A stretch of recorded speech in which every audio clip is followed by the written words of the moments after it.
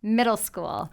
We all know that awkward stage of life. Middle school is a tricky time in a kid's life, and as a mom of a ninth grader, I went through it with my son.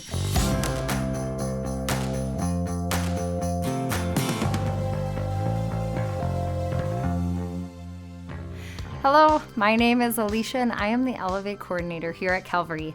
I am married to my husband Adam and we have two kids, Jackson, a ninth grader, and Lucy, a seventh grader. I'm a person who wears many hats as a wife, a mom, photographer and filmmaker, property developer, and the manager of all schedules. Life, well, it's a little bit crazy. I think Hans and Angie have both spoken to me directly through their messages on Sunday mornings. I'm here today to talk about one of the most amazing life phases, middle school. We all know that awkward stage of life. Middle school is a tricky time in a kid's life, and as a mom of a ninth grader, I went through it with my son. But now I'm experiencing it in a whole new way with my daughter Lucy. Jack was our laid-back, chill kid who gets along with everyone. Relationships seem to come easy to him. My daughter, on the other hand, is learning a lot about relationships and how they come and go, are good one moment and then bad the next. And it can be really hard helping her navigate through these relationships, the highs and the lows. I'll admit the middle school was, a long time ago. I couldn't quite remember how relationships looked for me until I found that box of notes on the top shelf of my closet from my middle school days that for some reason I chose to save.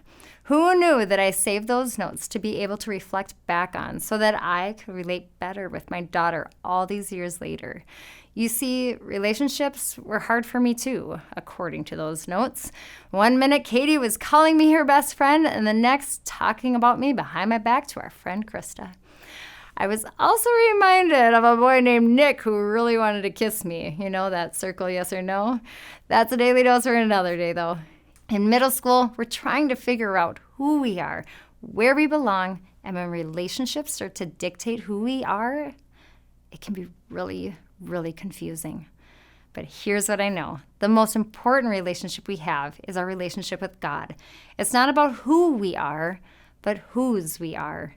We even dug deep into this during Elevate just a couple weeks ago. If we can get that through to our middle schoolers these days, imagine what that could do. When they second guess themselves rather than wondering what their friends think about them, what if we could get them thinking about what God thinks of them? Because the truth is that God thinks they're pretty awesome. I mean, He made them. He created them to be uniquely them. So how do we do this?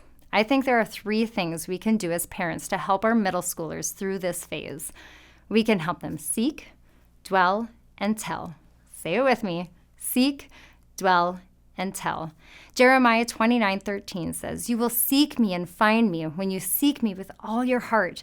We can help them seek God by attending worship together as a family, saying a prayer around the kitchen table, or if you're like my family, grabbing Subway between practice and rehearsal, so praying in the car.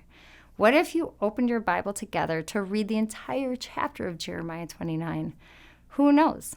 Maybe you'll do some seeking yourself. We can also encourage them to dwell with others that have the same values and interests as they do. That might look like encouraging them to attend Elevate, or have them invite church friends over to hang out, or do some community service together as a group.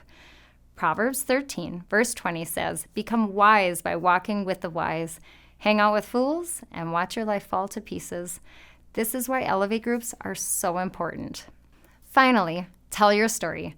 Share with them what you went through at their age. It might make you more relatable. They may feel more comfortable confiding in you what decisions they're facing these days. Maybe dig to the back of your closet and see if you too kept notes. If anything, you'll get a good laugh, and with laughter comes connection. So here's my challenge for you.